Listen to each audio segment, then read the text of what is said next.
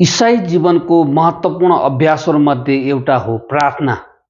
जब हामी पवित्र धर्मशास्त्र बाइबलमा हेऱ्यौँ भने मत्ती 6 अध्यायको 9 देखि 13 खण्डमा चाहिँ येशू ख्रीष्टले आफ्ना चेलाहरूलाई चाहिँ प्रार्थना गर्न सिकाउनु भएको छ। आज त्यो प्रार्थना चाहिँ कसरी चाहिँ येशू ख्रीष्टले आफ्ना चेलाहरूलाई चाहिँ सिकाउनु भयो त? त्यो प्रार्थनामा चाहिँ रहेर हामी कसरी चाहिँ एउटा प्रभावकारी प्रार्थना गर्न सक्छौँ त?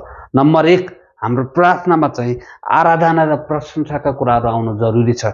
जब हामी मत्ती 6 अध्यायको 9 पदमा हेर्छौँ भने येशू प्रभुले पनि आफ्ना चेलाहरूलाई चाहिँ सिकाउनु भएको प्रार्थनामा चाहिँ आराधना र प्रशंसाका कुराहरू हामी पाउँदछौँ। दोस्रोमा चाहिँ पश्चातापका कुराहरू, क्षमा लेनदेनका कुराहरू, ती कुराहरू पनि हामी चाहिँ 12 र 13 पदमा हामी पाउँदछौँ। मत्ती 6 को 12 र 13 मा तपाईँ हामी हेऱ्यौँ भने त्यहाँ पश्चातापका कुराहरू छन्, त्यहाँ क्षमा लेनदेनका कुराहरू छन्।